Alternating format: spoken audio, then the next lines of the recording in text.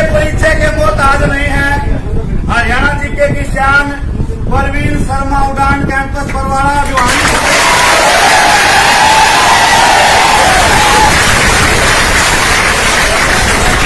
Very good. Varanasi Hindustan की सांस्कृतिक राजधानी है। वाराणसी के अंदर एक बंदा है, रिक्शा चलाने का काम करता है। बहुत से हैं। उस रिक्शा चालक का एक बेटा 10-11 साल का, जिसका नाम है गोविंद। और वो जो गोविंद नाम का जो लड़का जो है, झुग्गी झोपड़ी में रहा है, ठीक है। और झुग्गी झोपड़ी में रहने वाला गोविंद जो है, उसकी दोस्ती हो जाती है कि बहुत बड़ा अधिकारी है, उसके बेटे से खेलने के लिए ग्राउंड पर जाओ तो ओड़ा उसकी दोस्ती हो जाओ है। वो जो अधिकारी का बेटा था वो तो केक रहा है ग्राउंड के भीतर खेल रहा है बड़े आराम से, और वो गोविंद नाम का जो 11 साल का लड़का वो ग्राउंड तो बाहर रहा है, गेंद पकड़ा दी, पानी पकड़ा दिया, घास वहां काट दिया, यानी वो एक्स्ट्रा खिलाड़ी का काम करा है। इसलिए होगी दोस्ती दोनों के बीच में। एक दिन केक रहा गोविंद जो था, उस अपने दोस्त के घर चल गया खाना खाने खातर। इतना में वो अधिकारी आ गया जिसका वो बेटा था, बहुत बड़ा अधिकारी था गृह मंत्रालय का। आके देखा कि भाई मेरा जो बेटा है एक गरीब झोपड़ी में रहने वाला बंदा, और जिसका बाप एक रिक्शा चला हुआ, उसका गला रहा है। उसने क्या किया, गोविंद का उड़ता कॉलर पकड़ा और ऊपर तक सीढ़ियों से लुढ़काते हुए नीचे ले आया। 11 साल का गोविंद रोते रोते अपने घर आ गया, और घर आके अपनी बड़ी बहन जिसका नाम था ममता, उसको सारी की सारी बात बताई। नुबिला मेरे गले नुन्नू बढ़ गई। अब उसकी बहन से गोविंद कहे कि क्या मैं उस अंकल के घर खेलने के लिए कभी नहीं जाऊं? तब उसकी बहन कहती कि आप जा सकते हो उस अंकल के घर खेलने, लेकिन गोविंद इसके लिए आपको अपना बैकग्राउंड चेंज करना होगा। बैकग्राउंड समझते हो? यानी आप एक रिक्शा चालक के बेटे हो, आपको वहां से निकलना पड़ेगा। अगर वहां से निकलोगे, उसके बराबर जाके खड़े होगे, तो आपको दुनिया की कोई भी ताकत उस अंकल के घर खेलने से नहीं रोक सकती। अब उस बच्चे के मन में सिर्फ यही चीजें घूमती कि हाँ, मैंने कैसे भी हो एक बड़ा अधिकारी बनना है, और उसके लिए आप जानते हैं यूपीएससी की परीक्षा को क्लियर करना होगा। और वो बच्चा जैसे ही ग्रेजुएशन मिनिमम क्वालिफिकेशन होती है, ग्रेजुएशन के अंदर जैसे उस बच्चे ने एडमिशन लिया, तो धीरे धीरे साथ में ही यूपीएससी की तैयारी करना शुरू कर देता है। अब बीए कर ली, कंप्लीट होगी। बीए करने के बाद में उसको दिल्ली का जो मुखर्जी नगर आप जानते हैं कोचिंग सेंटरों का हब है, वहां जब उसको ध्येय नाम का कोचिंग सेंटर, वहां जब उसको भर्ती करवाने के लिए जा गया, तो वहां उन्होंने अपनी फीस बताई करीब 4 लाख रुपए। और 4 लाख रुपए गरीब रिक्शा चालक बंदा, आज से कम भी 7 से 8 साल पुरानी बात है, 4 लाख रुपए बड़ी मुश्किल से जुगाड़ करके उस बंदा ने वो सारे के सारे पैसे उन्हें दे दिए। एक प्लॉट था जो उत्तर प्रदेश की समाजवादी पार्टी की सरकार थी, उसमें उनको मिला था, वो गिरवी रख के कैसे भी करके उसने वो पैसे चुका के 4 लाख रुपए बना दिए। अब देखो 4 लाख रुपए उन्हें दे दिए, वो बंदा कोचिंग ले अपना काम चल रहा, 6 महीने साल भर काम ठीक चला। अब उसके बाद देखो क्या गोविंद जो लड़का, उसके फादर की एक टांग में कोई दिक्कत होगी, और दिक्कत के कारण डॉक्टरों ने बोला कि ऑपरेशन करना पड़ेगा। और ऑपरेशन पर सारा कुल मिला के खर्चा लगभग 2.5 लाख रुपए खर्चा आया। सरकार से कुछ वापस भी मिल गया, लेकिन सबसे बड़ी बात क्या हुई कि उसके फादर की टांग काटनी पड़ गई। 3 रिक्शे थे उसके पास में, 2 रिक्शे किराए पर दिया करता है, खुद चलाया करता।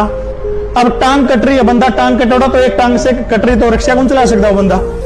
अब देखो वित्तीय स्थिति जो थी बिल्कुल डाउन होगी। गोविंद जायसवाल खातर वाला जो खर्चा पहुंचा करता मुखर्जी नगर में, वो खर्चा पहुंचना बंद हो गया। अब वो लड़का क्या करे, जिसका घर में रहा करता कमरा पे, उस आंटी ने कहा कि आंटी आपके जो बालक हैं, छोटे बच्चे हैं, ये ट्यूशन पढ़ने खातर, इन पढ़ाने खातिर ना कोई बंदा आने लग रहा है, एक काम करो उसकी टाल कर दो, उसकी जगह मैं इन्हें ट्यूशन पढ़ा दूंगा। अब वो उन बालक ट्यूशन पढ़ाने लग जाए, लेकिन फिर लाइब्रेरी की फीस है, कोचिंग सेंटर की फीस है, खुद का उसका किराया है, खाना पीने का खर्चा तो फिर भी रह गया। बोले आंटी आप एक काम करो, पूरा जो खर्चा आपका जो बर्तन मांजने वाली आओ है, कपड़े धोने वाली आओ है, उसने हटा दो, ये काम भी मैं करूंगा। अब गोविंद देखो बर्तन मांजने का काम कर रहा है, कपड़े धोने का काम कर रहा है, उसके बावजूद गोविंद अपनी जीवनी के अंदर लिखते हैं कि वो आंटी मेरे को खाना भी नहीं देती। और गोविंद अगली बात बताते कि दिल्ली में उसमें 30 रुपए का एक टिफिन मिलता था, मैं 30 रुपए का टिफिन लेता, 30 रुपए के टिफिन के अंदर 6 रोटी आया करती थी, और 6 रोटियों में से 3 रोटी तो कहता मैं सुबह खाता, और वो बचे हुए 3 रोटी में शाम को खा करके अपना गुजारा करता था। 4 रुपए का दिल्ली में उसमें चाय का कप मिलता था, कहता पूरे दिन केवल एनर्जी लेने के लिए केवल मैं एक 4 रुपए के चाय के कप में पूरा दिन गुजारा करता था, और उसके बावजूद भी मैं लाइब्रेरी के अंदर जाता था, रात के घंटों लगभग 16 से 17 घंटे पढ़ने का काम करता था, सिर्फ 3-4 घंटे सोता था। अब जिसमें 2014 का जब 13 या 14 की बात है, जिसमें जब यूपीएससी का रिजल्ट आया तो उत्तर प्रदेश के अंदर जब टॉप की लिस्ट देखी गई तो सबसे पहला नाम उसी रिक्शा चालक के बेटे गोविंद जायसवाल का पहला नंबर था उस बंदे का। अब जरा सोच के देखिए, उधर से गोविंद जायसवाल की मां जो थी वो दूसरों के घर बर्तन मांजने का काम करने लगी थी। उसकी एक बहन है छोटी, वो भी बर्तन मांजती, विवाह शादियों में काम करती है। अब जरा सोच के देखिए, अपने ऊपर लागू करके देखिए, क्या आप में से किसी की मां बहन दूसरों के घर बर्तन मांजने जाती है? नहीं जाती किसी की। आप सारे के सारे संपन्न हैं। क्या आप दिन में केवल सुबह 3 रोटी, शाम को 3 रोटी खाकर गुजारा करते हैं अभाव में? नहीं करते आप। क्या ऐसी कंडीशन है कि केवल आपको 1 कप चाय का पीने को मिलता है सारे दिन में? अगर कंडीशन नहीं है तो इसके बावजूद आप लोग क्यों नहीं पढ़ते? एक शब्द होता है मातृ पितृद्रोही। जब आप सुबह घर से निकलते हो ना, घर से निकलते ही सबसे पहले आपकी मां वो खुश होती कि मेरा बेटा मेरी बेटी पढ़ने के लिए गया और एक दिन जरूर वो सफल होकर लौटेगा। उस मां के कम से कम सपने पूरे करने के लिए आप पढ़े, और यकीनन दुनिया की कोई ताकत आपको आगे बढ़ने से नहीं रोक सकती। दिल के अंदर हौसला जगाएंगे, हौसला जगा करके जब आप रूटीन के अंदर पढ़ना शुरू करेंगे, दिल लगाकर पढ़ना शुरू करेंगे, तो दुनिया की कोई ताकत नहीं जो आपको जॉब से रोक दे।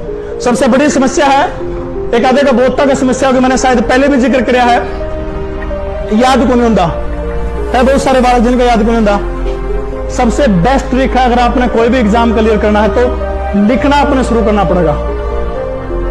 लिखना, बिना लिखाई आप एग्जाम क्लियर, जो एक्स्ट्रा ऑर्डिनरी है उनकी तो बात मैं करता हूं नहीं, लेकिन जब तक खुद के आपके सेल्फ नोट्स नहीं बन जाओगे, और नोट्स भी इसे होना चाहिए, आपने लिख लिया आपके नोट्स है और लिख के कोई दूसरा बंदा नुको नहीं तेरे नोट्स दिए मैंने कॉपी करवाने। जिस दिन आपकी कॉपी कोई बंदा फोटो सेट करवा के पढ़ने लगे, इसका मतलब आप सफलता की सीढ़ी के ऊपर है। आप में से कोई बच्चा जिसके नोट्स कोई कॉपी करवा के पढ़ता है?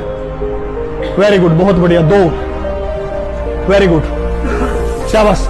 अगर जिसके नोट्स कोई बंदा, जिनके देखो जिन्ना हाथ खड़े कराया, आपने भी अहम में नहीं आना बेटा।